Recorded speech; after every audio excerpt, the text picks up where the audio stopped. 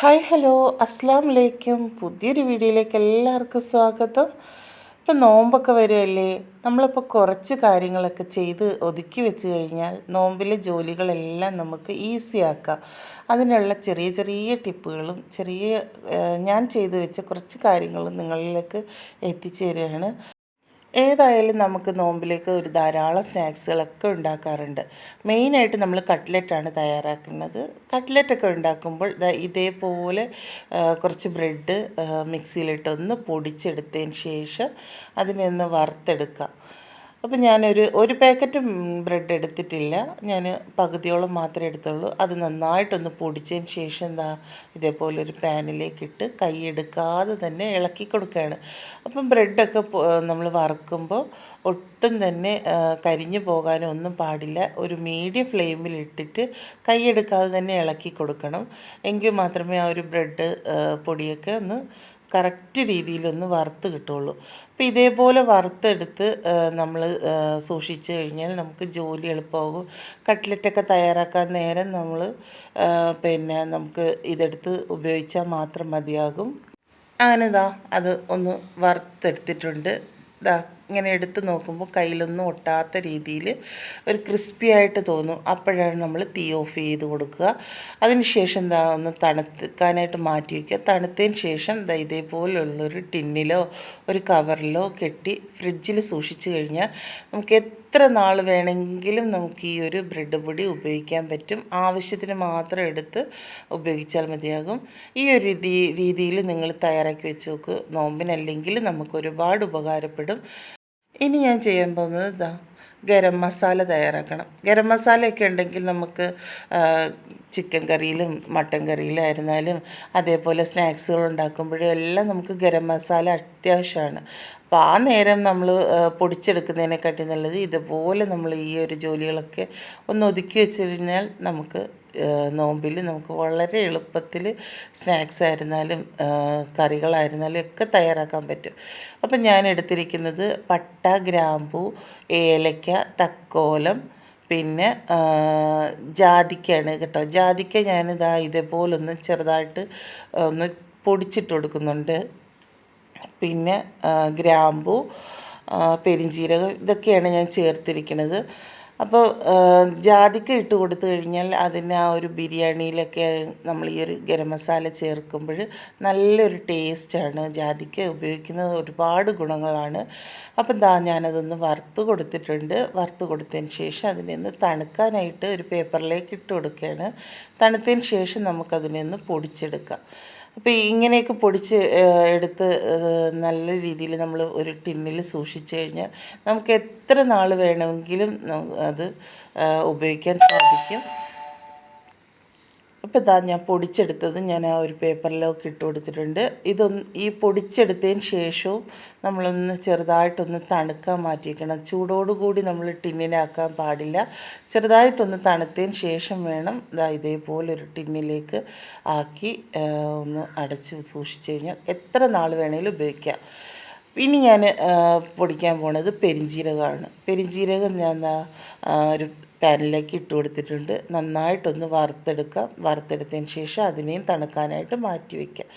ഈ ഒരു രീതിയിലൊക്കെ നമ്മൾ കുറേ ജോലികളൊക്കെ ഒതുക്കി വെച്ചിരുന്നാൽ നമുക്ക് നോമ്പിൽ ധാരാളം സമയം ഓതാനായിരുന്നാലും അതേപോലെ കിച്ചണിൽ ജോലികളെല്ലാം എളുപ്പമാക്കാൻ നമുക്ക് സാധിക്കും. അപ്പോൾ അതൊന്ന് തണുത്തതിന് ശേഷം ഞാൻ അതിനെ ഒന്ന് പൊടിച്ച് ഒരു പേപ്പറിലേക്ക് ഇട്ട് കൊടുക്കുകയാണ്. ഈ കൂട്ടത്തിൽ തന്നെ ഞാൻ മുളകും മല്ലിയൊക്കെ വാങ്ങി നന്നായിട്ട് കഴുകി ഉണക്കിയതിന് ശേഷം ഞാൻ അതും പൊടിച്ചെടുത്തിട്ടുണ്ടായിരുന്നു. അതൊന്നും ഞാൻ വീഡിയോ എടുത്തിട്ടില്ല, ലെങ്ത് കൂടുമെന്ന് കരുതിയിട്ടാണ് ഞാൻ വീഡിയോയിൽ ഉൾപ്പെടുത്താത്തത്. അപ്പോൾ മുളകും മല്ലിയൊക്കെ ഒന്ന് പൊടിച്ച് മാറ്റി വെച്ചിട്ടുണ്ടായിരുന്നു.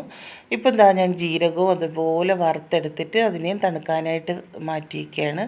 തണുത്തതിന് ശേഷം അത് ഇതേപോലെ ഒരു പേപ്പറിലേക്ക് ഇട്ട് കൊടുക്കുക. ഈ ചൂടോടുകൂടി നമ്മൾ ടിന്നിലേക്ക് ആക്കുമ്പോഴേക്കും അത് കുറച്ച് ദിവസം കൊണ്ട് അത് കേടായി പോകും. ആ ഒരു ചൂടടിച്ചിട്ട് പെട്ടെന്ന് തന്നെ നമ്മൾ ഈ പൊടി ഐറ്റങ്ങളൊക്കെ ഒന്ന് പൂപ്പലടിച്ച് പോകും. അതുകൊണ്ടാണ് ചൂടൊന്ന് മാറിയതിന് ശേഷം നമ്മൾ മിക്സിയിലൊന്ന് അടിക്കുമ്പോൾ അതിൽ നിന്നൊരു ചൂടുണ്ടാവുമല്ലോ, അപ്പോൾ ആ ഒരു ചൂടും കൂടെ ഒന്ന് മാറിയതിന് ശേഷമാണ് നമ്മൾ ടിന്നിലാക്കി കൊടുക്കേണ്ടത്.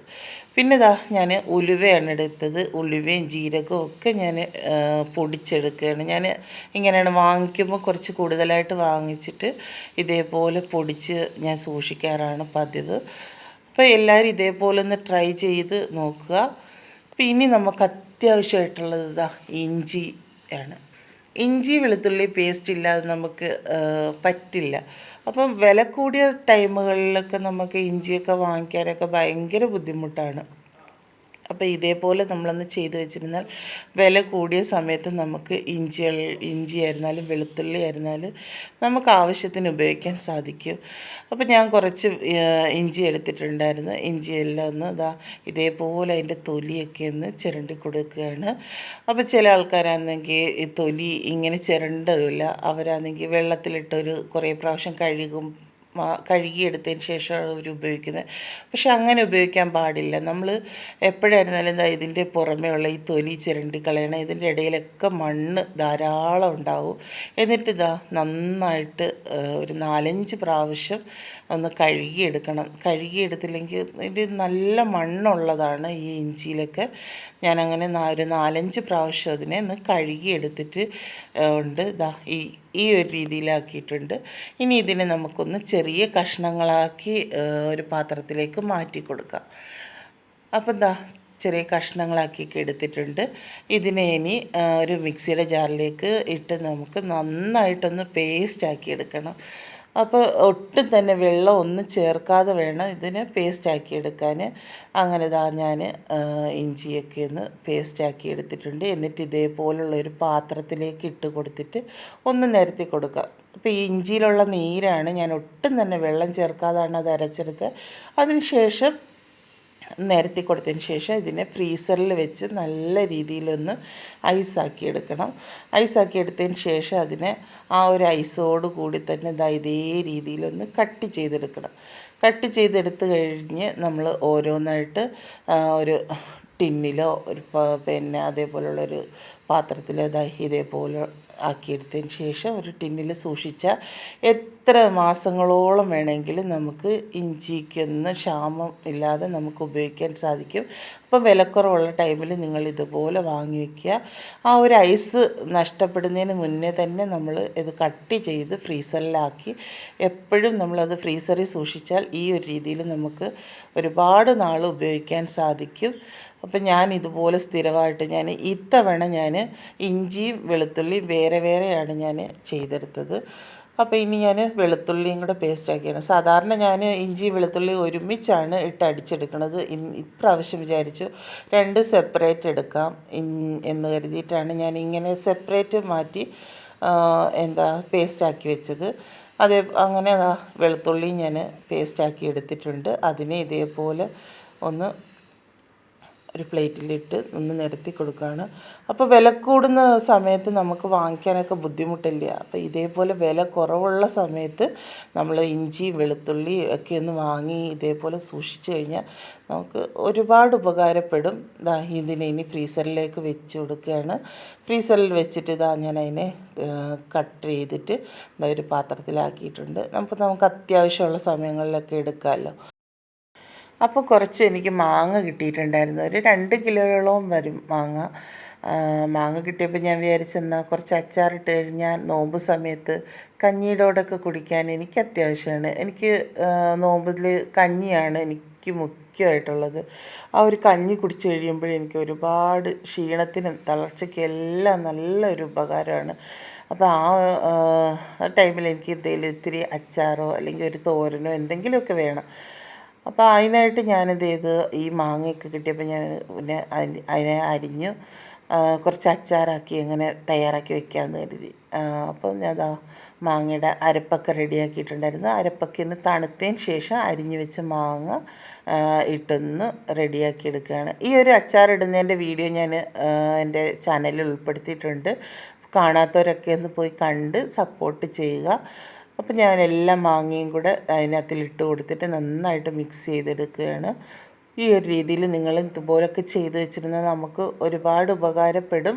നമ്മളൊന്ന് വയ്യെങ്കിലും നമുക്കൊന്ന് തയ്യാറാക്കാൻ പറ്റിയില്ലെങ്കിലും ഒന്നുമില്ലെങ്കിലും ഒരു അച്ചാറും ഒരു കഞ്ഞിയും കുടിക്കുമ്പോൾ തന്നെ നമുക്ക് ആ ഒരു നോമ്പിലെ ക്ഷീണങ്ങളും തളർച്ചകളും എല്ലാം മാറാൻ വളരെ നല്ലതാണ്. അപ്പം ഞാനൊരു 3 ടിന്നിലാക്കിയിട്ട് എടുത്തിട്ടുണ്ട്. നമ്മൾ ഒരുമിച്ച് ഒരു പാത്രത്തിൽ തന്നെ ഇടാതിരിക്കാൻ ശ്രമിക്കുക. എന്ന് വെച്ചാൽ എപ്പോഴും നമ്മളത് എടുക്കുമ്പോഴേക്കും അത് ചീത്തയായി പോകാൻ സാധ്യതയുണ്ട്. അതുകൊണ്ടാണ് ഞാൻ 3 പാത്രത്തിലേക്ക് മാറ്റി കൊടുത്തു. അപ്പം തീരുന്നതിനനുസരിച്ച് നമുക്ക് എടുത്താൽ മതിയല്ലോ, എല്ലാം കൂടി ഇട്ട് ഇല്ലാതാക്കണ്ടല്ലോ. അപ്പോൾ ഇതേപോലെയുള്ള ചെറിയ ചെറിയ ജോലികളെല്ലാം ഒതുക്കി വെച്ചിരുന്നാൽ നമുക്ക് നോമ്പ് സമയത്ത് വളരെ ഈസി ആയിട്ട് നമുക്ക് അടുക്കള ജോലികൾ തീർക്കാൻ സാധിക്കും. അപ്പോൾ എല്ലാവർക്കും ഇന്നത്തെ ഈ ഒരു ചെറിയ വീഡിയോ എല്ലാവർക്കും ഇഷ്ടപ്പെട്ടെന്ന് കരുതുന്നു. ഇഷ്ടപ്പെട്ടാൽ ലൈക്ക് അടിക്കാനും സബ്സ്ക്രൈബ് ചെയ്യാനും നിങ്ങളുടെ ഫ്രണ്ട്സിനൊക്കെ ഒന്ന് ഷെയർ ചെയ്ത് കൊടുക്കാനൊന്നും മറക്കരുത്. അടുത്തൊരു വീഡിയോ ആയിട്ട് വരുന്നത് വരെ എല്ലാ കൂട്ടുകാർക്കും താങ്ക് യു ഫോർ വാച്ചിങ്.